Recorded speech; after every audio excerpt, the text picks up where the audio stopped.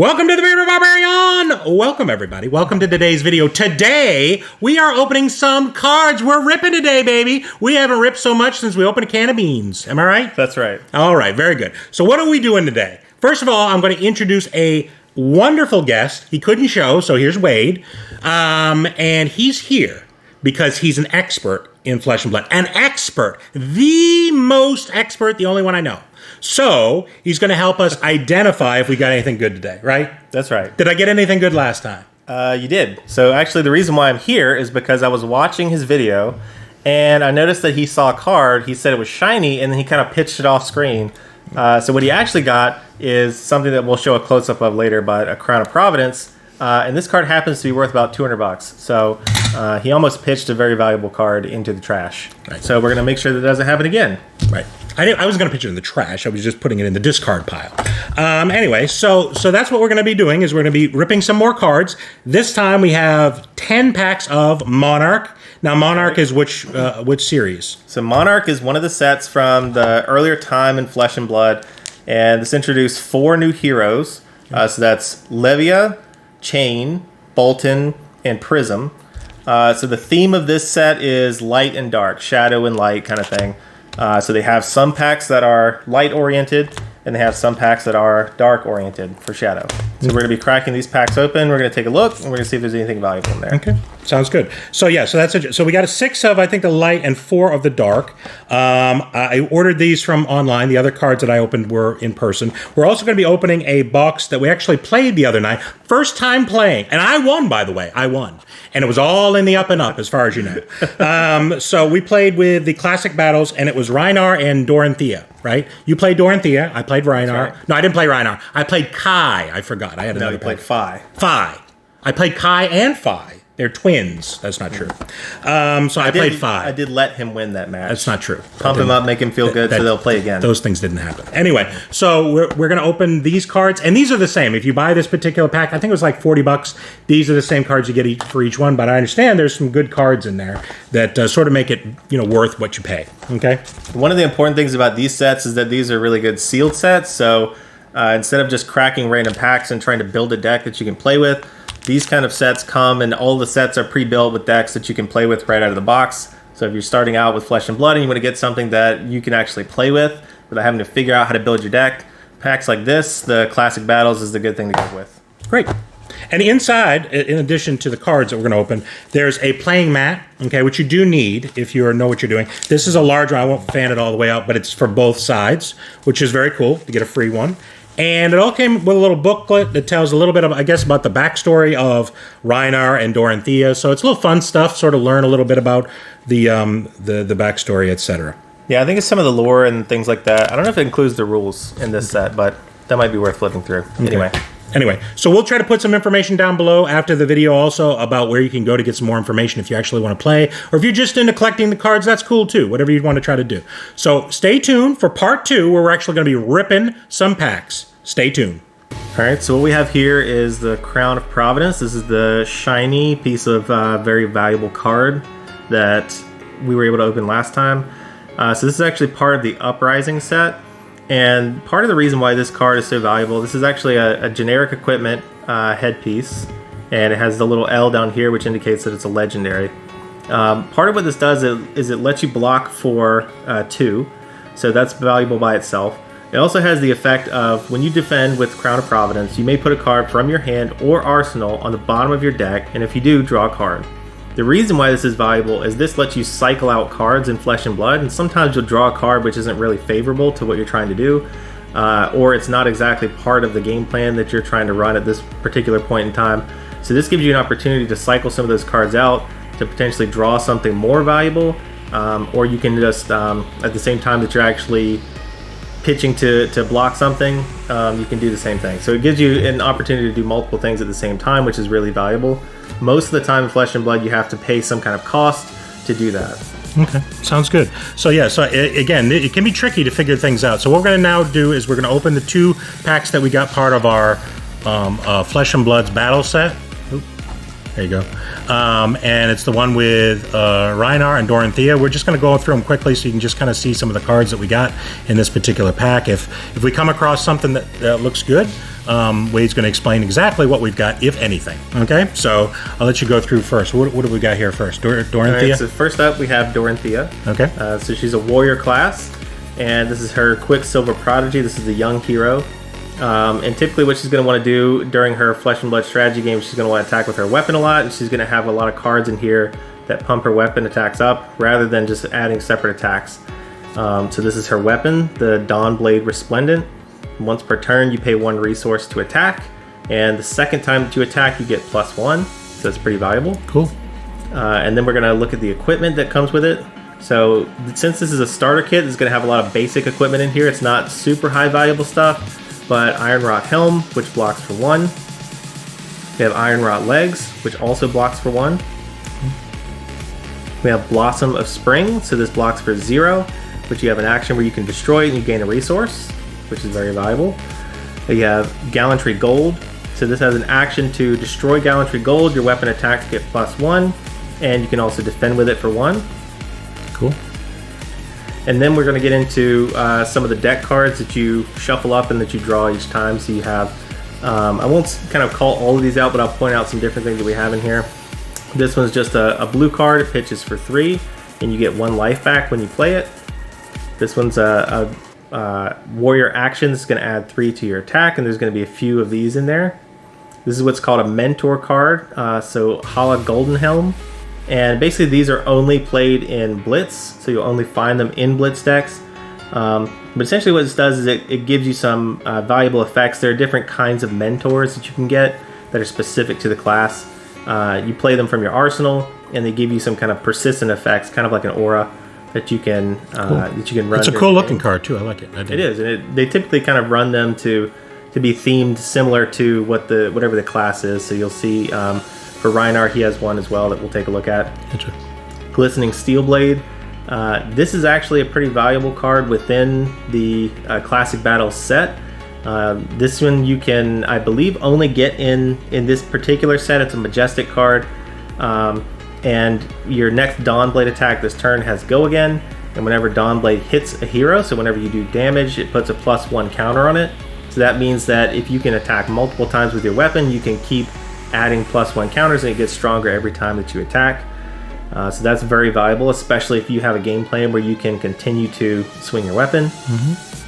And then we'll flip through a few more of these. This gives your weapon Go Again, which means that you can attack, and then you get your action points back. You can attack again. Some of these are just going to add attack value to the cards. So like this one here is going to add +4. This one's +3. Another second swing. A lot of these are duplicates. Yeah. We'll kind of skip over some of these. They have a tendency to put a lot of duplicates in the starter packs, right? Like they give you 2 or 3 of the same things. Yeah, that's true. And typically what you would want to do, because it's a card game and because there's a lot of probability involved, you want to have more than one of the same card so that you're more likely to draw these cards.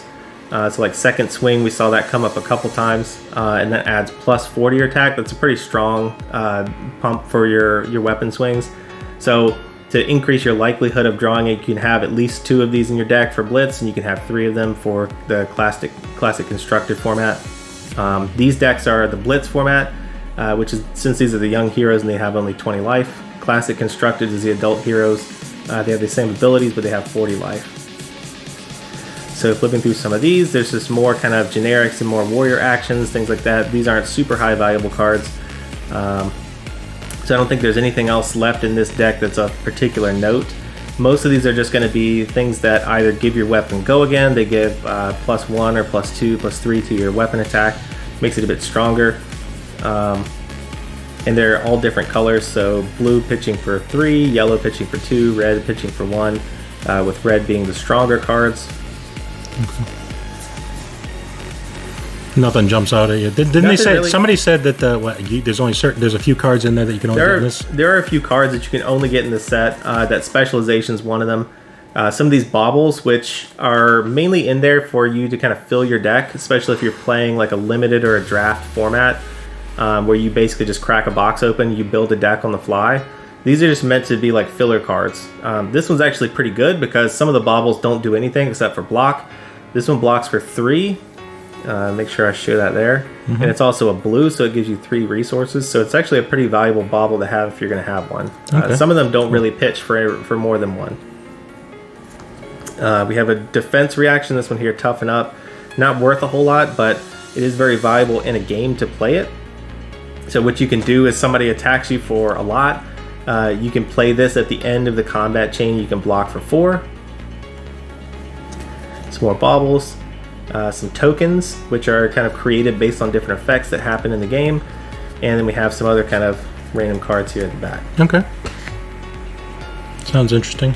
One thing I've learned about playing a little bit is how different the different characters play, and sort of understanding, when you're selecting a hero, or the style of play that you want to use, dependent upon the type of hero you're picking. So interesting. It's very interesting. It's not the easiest game to learn, I can promise you that. But once you once you start playing, I've enjoyed the brief one time that I played, and I'm planning on playing many more times. So that's my plan. So what do we got now? So now we're going to take a look at the Rhinar deck. So the Rhinar deck, this is Rhinar Reckless Rampage. This is his adult version. This is just the artwork for the adult version. This actual deck set is the young hero. So you have 20 health there, the number 4 intellect, so how many cards you can have in your hand each turn. And the interesting thing about both this and the Dorinthea hero card is that they're both foils, which you can, I believe, only get the foils of this unless you are buying proxies in this classic battle set. So that's something cool. That's unique about the hero, and it's hard to come by. So if you're going to get the set for any particular reason, you can basically get your value back for it if you decide to sell it down the road, simply because there are cards in this deck that are worth something that you can only get within this set. That's cool. Yeah, that's cool. So Rhinar is a brute hero, so he plays a little bit differently from Dorinthea, who is a warrior. Warriors are typically going to want to swing with their weapon. They're going to play attacks that, or play action cards that actually make their weapon stronger at different points in the game. Rhinar plays like a brute, so brutes want to take really big swings, they take more gambles, there's a little more chance involved in his gameplay. So his hero ability here is Intimidate. Whenever you discard a card that has 6 attack or more, you Intimidate. So what Intimidate does, and this set comes with a little explainer that kind of helps you understand how this works, is because Rhinar is an apex predator, he imposes his presence and fearsome bellows to intimidate all who cross his path. And basically what Intimidate does is Intimidate picks a card at random from your opponent's hand and it banishes it face down into the banish zone. So they can no longer play that this turn. You can intimidate a card more than once per turn, and there are times where you can intimidate your opponent's entire hand. And that means that they can't play anything to really block with. They might be able to throw their equipment to block a really big attack, but you want to intimidate as many cards as you can. You limit their options, they have awkward hands, and then you swing with a really big attack or maybe 2 really big attacks. So they're going to take damage no matter what. It makes it really difficult for your opponent to kind of make efficient plays, and it disrupts a lot of their kind of flow in the gameplay. So that's what Rhinar's all about, really big attacks, really aggressive, and that's how a lot of people will tend to play him. So we'll take a look at some of his equipment. The Bone Vizier. This is also a foil type card. Mm-hmm. This has Blade Break, so whenever you defend with it, it goes to the graveyard. And what you do with this is, if it's destroyed, you reveal the top card of your deck. If it has 6 or more attack, you put it on top of your deck. Otherwise, put it on the bottom. And this is kind of playing into the synergy that Rhinar has, where a lot of his cards are looking to have an effect where it draws a card, discards a card at random, and you can potentially trigger his hero effect so you can intimidate. So that's part of how the synergy works with that. Here's one of his weapons, the Bone Basher. Pay 2 resources, and once per turn you can swing for 4 attack. That's cool. This is Blossom of Spring. We saw this also with Dorinthea. You just break this and you get 1 resource. You have Ironhide Gauntlet, which by itself blocks for 0. But when you defend with it, you can pay 1 resource, and if you do, it gets +2 defense. So you can keep using this over and over again to defend with if you need to, and you have to pay 1 resource every time to do that. Ironhide Leggings, which does basically the same thing. You pay 1 resource, it gets 2 defense, so you can keep using it over and over again instead of it breaking every time you defend with it. And this is Rhinar's mentor, Chief Rakutan. And again, this is going to have kind of that aura effect. So while it's face up in the arsenal, whenever you play a card with 6 or more, you intimidate, and you put a less encounter on him. Then if there are 2 or more less encounters on Rokutan, banish him, search your deck for Alpha Rampage, and put it face up in your arsenal and shuffle. So that's really good because it essentially gives you a second intimidate whenever he's face up in the arsenal. So every time you discard, you get to intimidate twice based on the hero ability and the mentor. And then once he goes away, you get to search for a really strong card, which we'll take a look at in just a second here. He has a lot of kind of more aggressive art that's associated with him. So Beast Mode is one of the cards that he has here.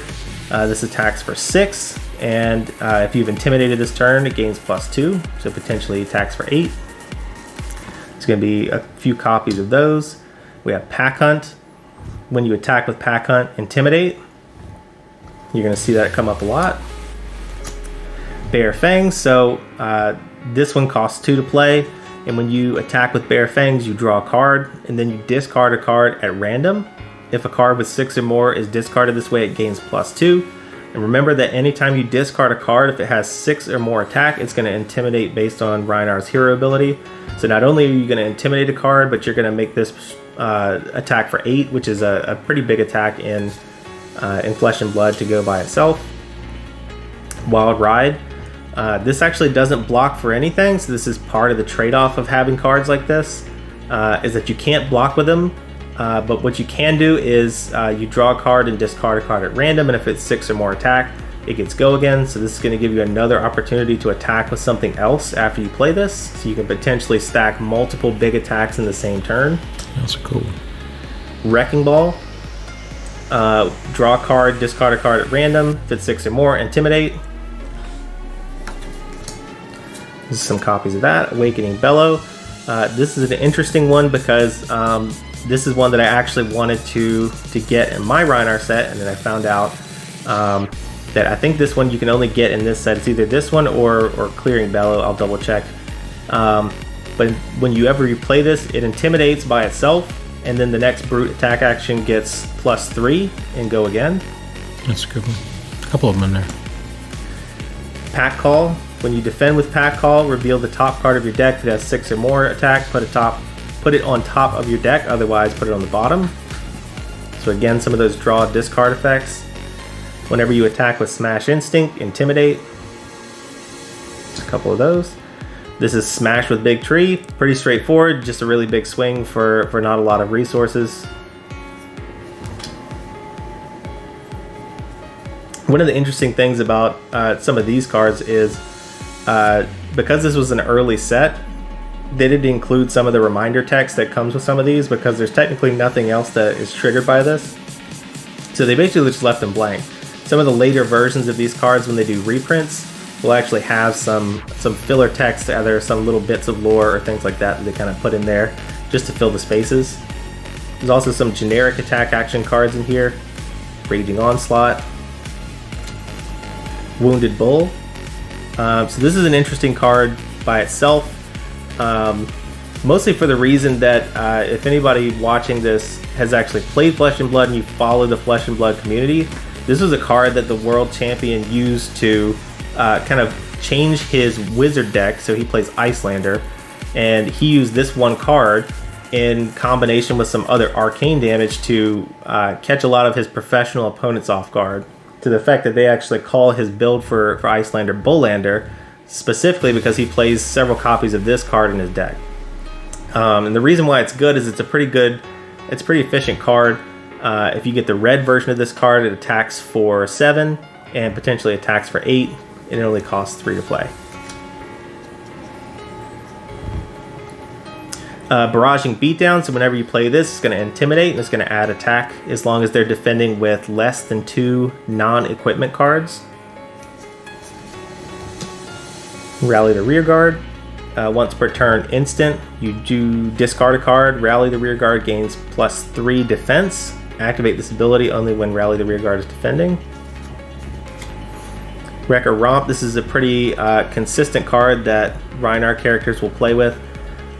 Mainly because it's a blue, it has 6 attacks, so if you draw and discard it at random, you still get to intimidate. But a lot of times you want to use the blues to pay for your attacks so that you can do more than one in one given turn. Come to fight, the next attack action card you play gets +1, go again. Clearing Bellow. So this is the one that actually is only available in the classic battles set. And this is a really efficient card because it costs 0 to play if you actually have to play it or you want to play it. If you don't want to play it, you can pitch it for 3, so it gives you a lot of resources to pay for your attacks, and it gives you essentially just a free Intimidate for essentially no cost. So you put a card from their hand, they have to banish it, and it costs you nothing to do that. Some other kind of generic defense reactions in here. Dodge, which is just a blue, defends for 2. There's a couple of those. Some titanium baubles in here, which are just filler. Some more Smash with Big Tree, another copy of Wounded Bull, and most of these are just copies of the other cards that we had. Okay. The last thing that I'll point out in this deck, so we talked about Alpha Rampage, which you can search for. A lot of the heroes have what's called a specialization card, which is specific only to them. This Rhinar specialization costs 3 to play. It attacks for 9, which for one card is actually quite a big attack. And what this says is, as an additional cost to play Alpha Rampage, discard a random card. When you attack with Alpha Rampage, Intimidate. So you can potentially get 2 Intimidates off of one card, so you banish effectively half of your opponent's hand with just playing one card. And then you're going to attack them for at least 9. Now, if you're really efficient, you can play other cards in tandem with this, and you could potentially attack for significantly more. This puts them in a really awkward place where you can attack for a lot of damage, forces them to pitch cards that they don't want to pitch to defend it so they don't die, and then they're kind of left with a really awkward hand at the end of it, or potentially just having to draw up their hand and pass it back to you. So attacks like this are really consistent with how Brutes play, and this is really consistent with how Rhinar plays. A lot of aggression, a lot of big attacks, a lot of disruption. All right. Well, those are very cool. Originally, when I was thinking about starting playing Flesh and Blood, the pack I wanted to play was Rhinar because it seemed kind of like a Barbarian style, and I still may go back to doing that.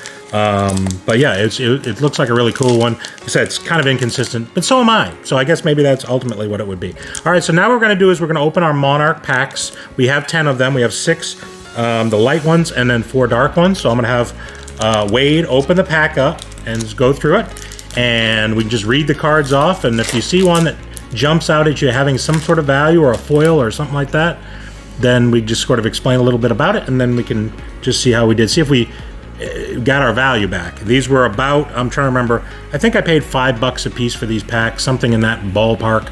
So we'll just kind of go through those and see what we end up with.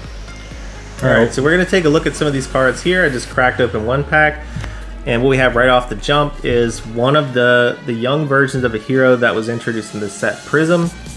This hero is, in Classic Constructed anyway, this hero is banned in competitive play because she has a lot of really strong abilities and she won a lot of tournaments. Pretty interesting hero here, but she is a light illusionist. And a lot of the cards that you're going to see here are, again, following that light and dark or shadow theme. So we start with Prism. We have this Hungering Slaughter Beast. Most of the cards that I kind of sifted through quickly in this hand are not worth a ton of money. Spoiler alert. Spoiler alert. But just to let you know, but they do have some really interesting artwork that are kind of associated with them, and I think the shadow artwork is actually pretty cool. So this is Seeds of Agony. Dread Screamer, so it's got this character who's kind of peeling this guy's skull open. That's pretty metal. Cool. So if you're into that kind of thing, this is the set for you. Wartune Herald, this is one of Prism's cards. This is a light illusionist. So they put some of the shadow ones and the light ones in the various packs. It's not just the light in the light packs. That's right. So you'll see that the actual theme for the packs themselves will have like a light kind of theme to it and a dark kind of theme to it. So this one's more light themed. Yeah. But that doesn't necessarily mean you're only getting light cards. You can get, you can and will get bits of both. You also have other things that are in there like warrior attack actions, things like that. These are kind of just generics, commons that I'll sift through really quick. That's I believe this is more of a mechanologist card. Commons and commons, so we'll sift through those really quickly. We have an Out Muscle here, which is a rare card. It's got a foil to it. That's kind of interesting. Not worth a ton of money, but it does look cool. Some ebb and fold equipment, so shadow equipment. A writhing beast Hulk, so it's got this zombie guy who kind of is in a forest. Pretty cool looking. And then you have Raiden, so this is a majestic Raiden Duskblade, majestic weapon that is played by Bolton. Okay, cool. All right, here's our second pack. Dark.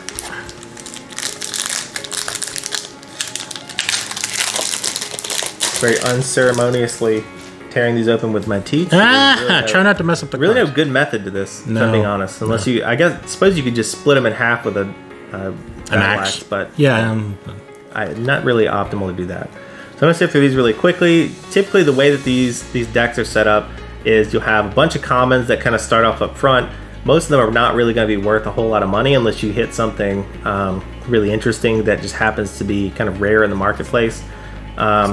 And then towards the end, you'll actually have the cards that are potentially valuable. So I'm flipping through these here. These are a lot of commons for different kinds of characters. Blinding Beam. So here we have a common. This one looks like a cold foil of some kind. Bounding Demigon. That's cool. Dreamweavers. This one's not a super expensive card, I don't think. I think it's worth maybe 20 or so right now in the marketplace. Wrong! I'm perfectly safe. I have to double check. But this is some of the illusionist equipment, the arms equipment that they'll play. Cool. So that's a pretty good card. So to have. $20. That's not bad. Yeah. Parable of Humility. This is a rare card, so you can always tell by just kind of looking at the bottom there. It'll give you an indication. Just gives you a little R or whatever at the bottom. Or... Yeah, that R means that it's rare. There's also like super rare, majestic, things like that, which I'll point out if as we see them. Battlefield Blitz, also another rare card. Okay. And then Ravenous Meat Axe. I like that one. That was fancy. All right, let's try another light one here. We got some brute cards that we saw actually in the Rhinar deck. So Smash with Big Tree. This is what I was talking about where in the classic battle set, they actually have just a blank space here. And then later on when they reprint them in a different set, they'll add some filler text here. Right. So there's some pun here about rocks being more intelligent. Really just some entertainment value there. These are going to be mostly commons. Again, some of these are going to be duplicates because they're more common and will be printed more than others. Warmonger's Recital, Blinding Beam, Minnoism, Zealous Belting, Overload. Here we have a foil version of Bolt of Courage, Ironhide Plating, some equipment there. Here's the rare card in the set, Soul Reaping. So this is the specialization card for Chain, one of the characters that was introduced in this set.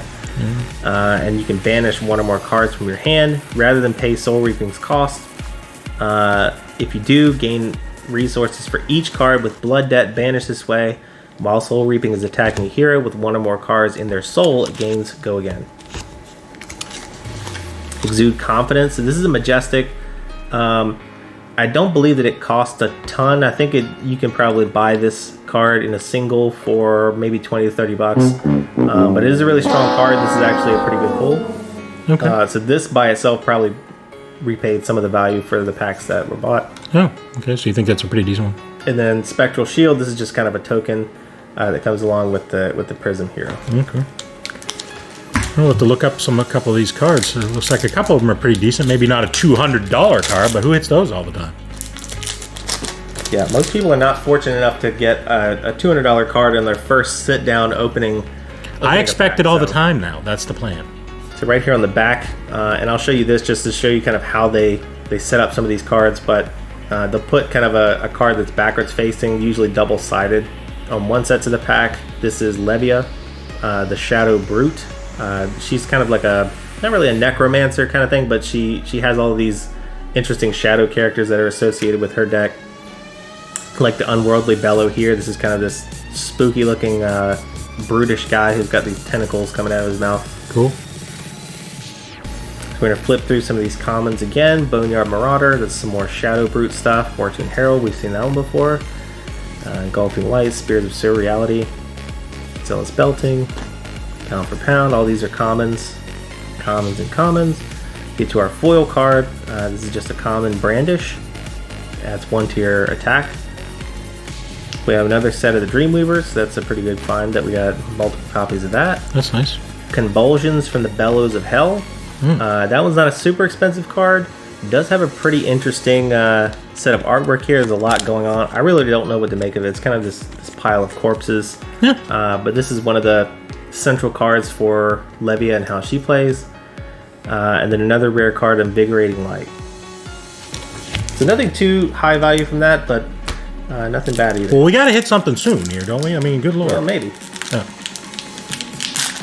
I mean, would we put people through this video if we didn't hit something big soon? I mean, come on. Sure. I mean, the reality is it's less likely that you're going to get something of interest, but, you know. Let's spoiler alert. Here, what are we doing here? We're finding out at the same time you are. I see. So let's look at the commons. There's another Dread Screamer there. Pretty cool. Ripbind. Some warrior cards here. Herald of Protection. Some more light cards. Frontline Scout. Kind of like the darker cards, but light cards. But it's just me. Yeah, everybody likes the shadow cards. Everybody likes to be the villain. So, Minnowism. Interesting thing about Minnowism is, again, for the folks, if there's anybody on the watching the stream who follows Flesh and Blood in the kind of the community, this card actually recently got banned in competitive play. This was run a lot with characters like Fi and other ninjas. Or basically, what it lets you do is it lets you get a free card when you play it with other cards that are specifically calling this one out. And it just made their character a little bit too strong, so I can't play that in the competitive format anymore. Some commons there. Here's our foil card in the set. This is a majestic, deep-rooted evil. Interesting. So that's pretty good. Not high value, but interesting. Aether Ironweave. So this is Runeblade equipment, and a lot of the Runeblades will actually run this equipment. Briar in particular runs this sometimes. Viserai runs this sometimes. So I want to say that this one actually is a good find. I don't think it costs a ton of money. It's not like a $200 find, but again, probably worth more than what it actually costs to get this pack. Howl from Beyond, that's a rare. Consuming Aftermath, it's another rare. And then Iris of Reality, which is an illusionist weapon. Nice. Towards the end of the set there. Nice. So far we're actually not doing too bad. I would actually say you've probably gotten more value out of the cards than what you put into it. Okay, well that's as good as you can get sometimes. I mean, there's been plenty of other times where those things don't normally work out, so you never know. All right, let's take a look. Getting some fun ones, at least.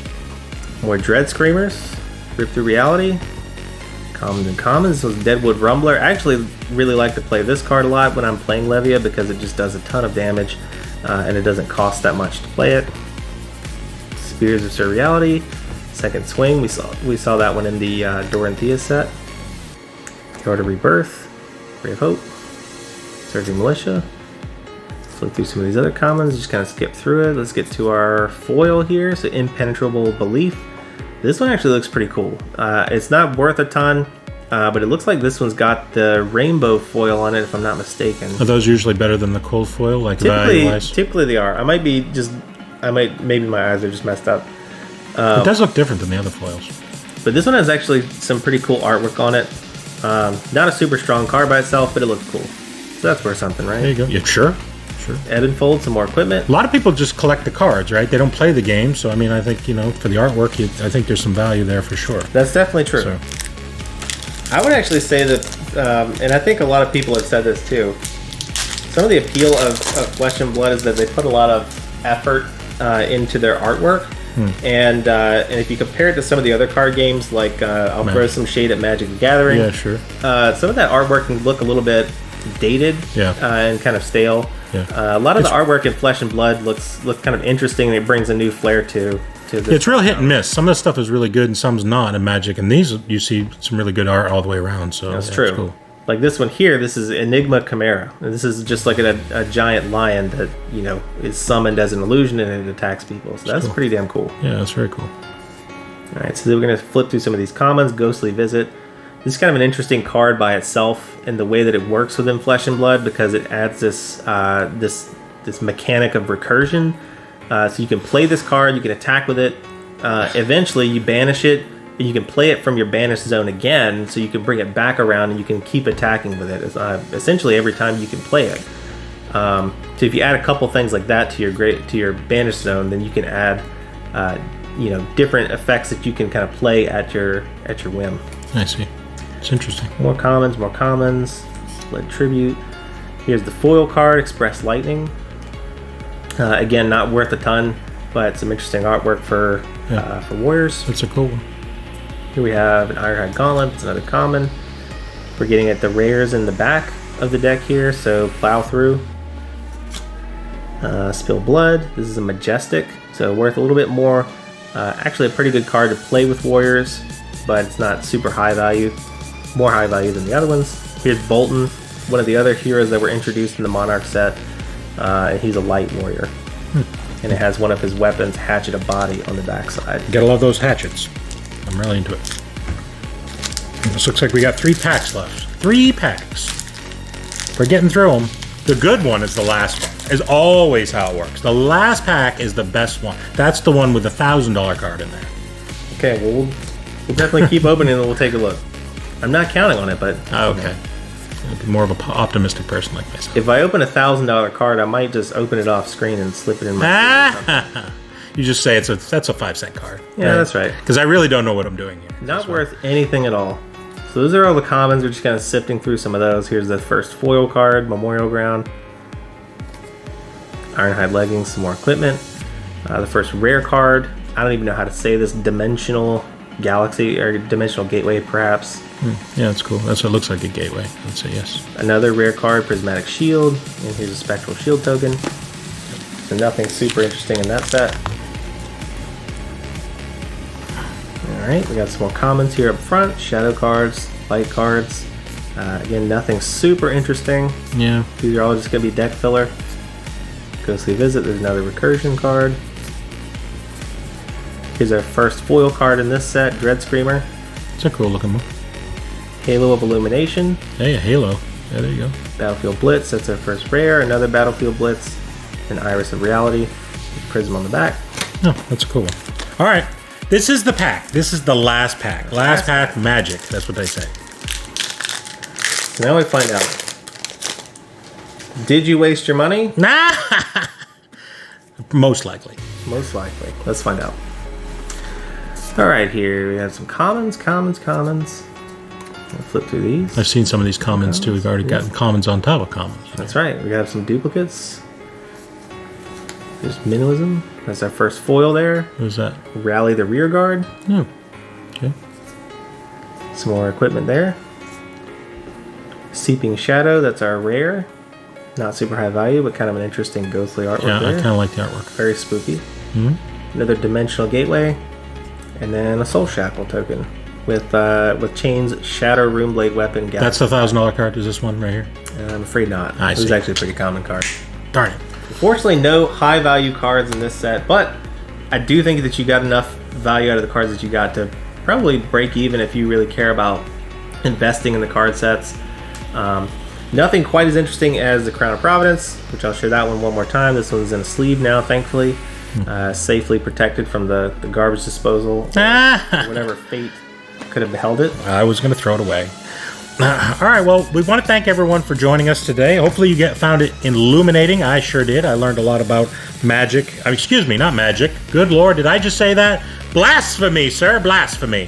Flesh and Blood. You've officially been canceled. I see. I got canceled by the Flesh and Blood community. If you're part of the Flesh Luckily, and Blood they're new. And you're watching this stream, please cancel this person. So hopefully you enjoyed that. Thank you, Wade, for joining us today. It was a lot of fun. I enjoyed opening some fun packs and seeing some cool stuff. We'll try to put some values either within it or at the end, whatever seems to fit the best, and give you some ideas on if we got anything of any kind of value and what those things were, and sort of share some of that. Make sure to, if you're new to the channel, to subscribe. Give us a thumbs up. Let us know what you think. Write a comment down below. Which card did you really like? Are you into Flesh and Blood? Are you interested in playing or just collecting the cards?